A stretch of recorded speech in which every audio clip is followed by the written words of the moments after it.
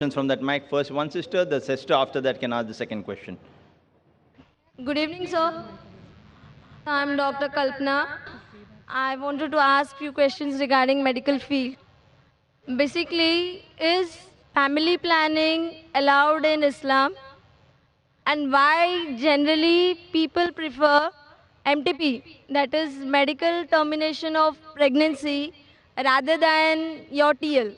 And it's very difficult to convince them. For a TL, it's very easy for them to do a MTP. Why is it so?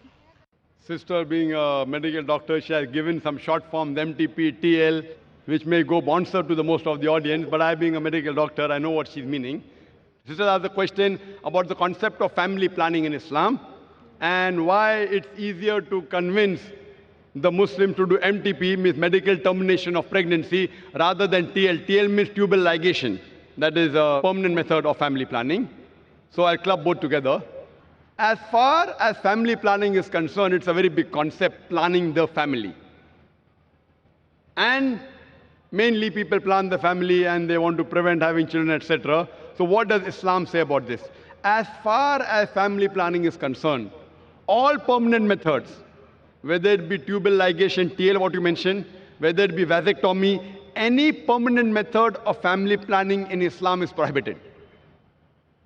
Secondly, any abortion, any MTP, medical termination of pregnancy, it is prohibited because you're killing a life, unless it is a danger for the life of the mother. If the mother's life is in danger, that maybe she has multiple cesarean sections, and if the doctors say that she has had 4 or 5 cesarean sections, one more cesarean section means detrimental to her life, or she has some heart problem and she cannot take the strain of undergoing one more pregnancy. So in this case, the Islamic Sharia says, let a small loss take place to prevent a big loss.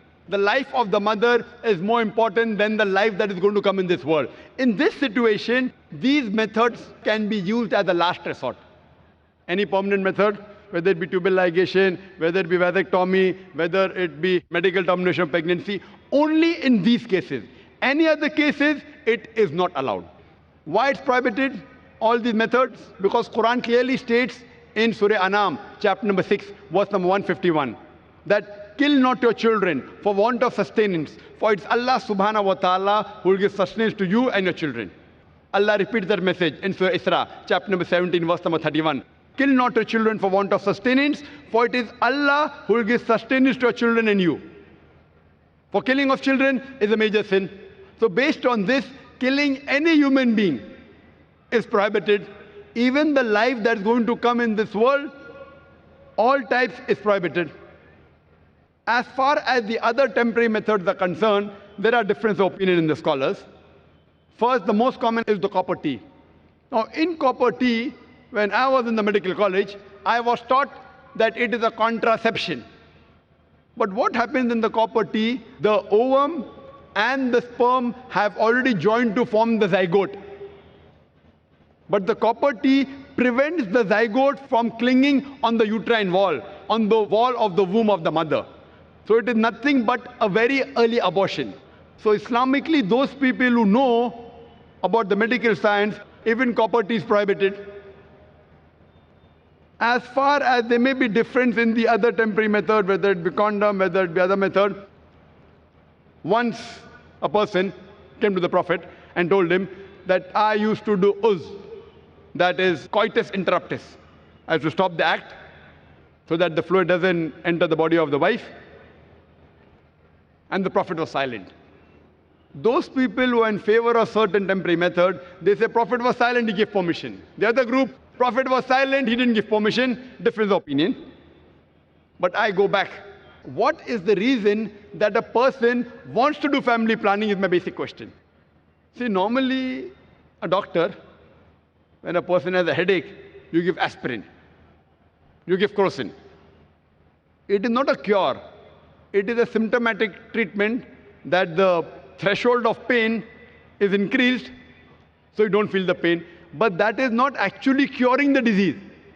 The best way to cure is to kill the germs. So first let us find out, why do different human beings want to do family planning? Whatever reason you have, you can broadly club them into two broad categories. The first category is for poverty. I'm poor. If I have many children, for me to live itself, hand to mouth. If I have children, then I will also die. The other group, they are rich. I have no problem about money, but I want to make my son a doctor. I want to make my son an engineer. So they have family planning, so I can upbring my children better. Inshallah, we'll discuss both the cases. As far as the first case is concerned, regarding those people who are poor, Islam has a solution to this problem. In Islam, the third pillar of Islam is zakat. That is, every rich person who has a saving of more than the nisab level, more than 85 grams of gold, he or she should give 2.5% of that excess wealth in charity every lunar year.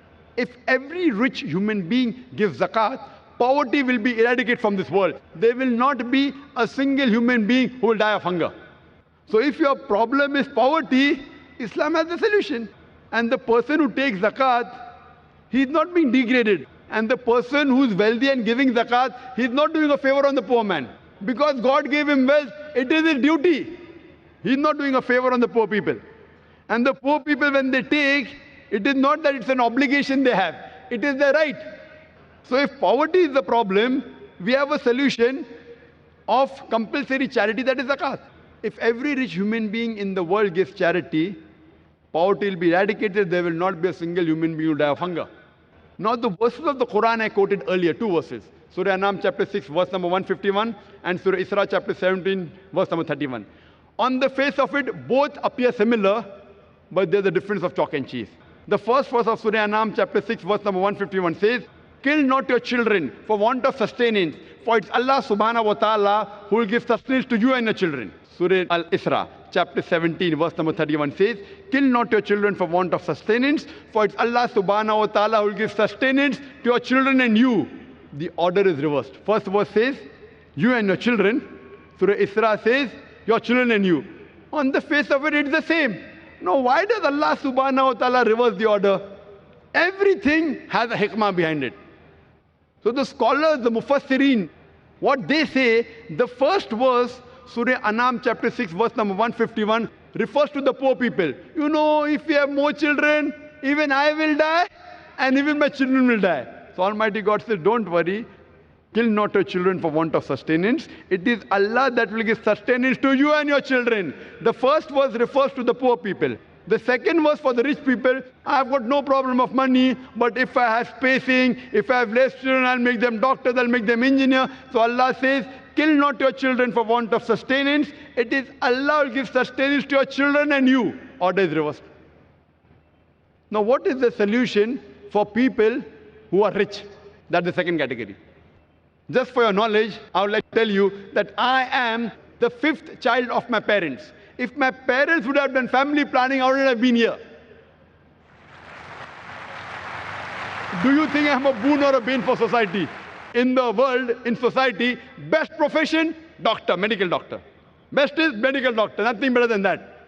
Alhamdulillah, even after being the fifth child, I became a medical doctor. But I became a doctor to serve humanity, but when I found a better profession, Allah says in Surah Fussilat chapter 41 verse number 33, وَمَنْ أَحْسَنُ قَوْلًا مِمَّنْ دَعَا إِلَى اللَّهِ وَعَمِلَ صَالِحًا قَالَ إِنَّنِي مِنَ الْمُسْلِمِينَ. Who is better in speech than one who invites to the way of thy Lord, works righteousness, and says that I am a Muslim?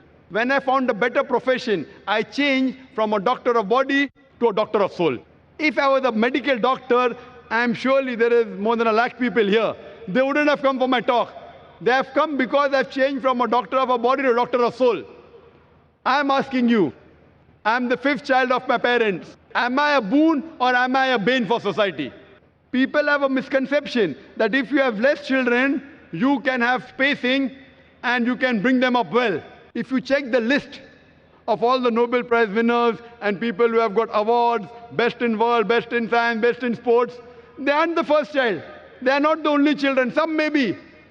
Some are second child, some are third, some are fifth. It's mixed.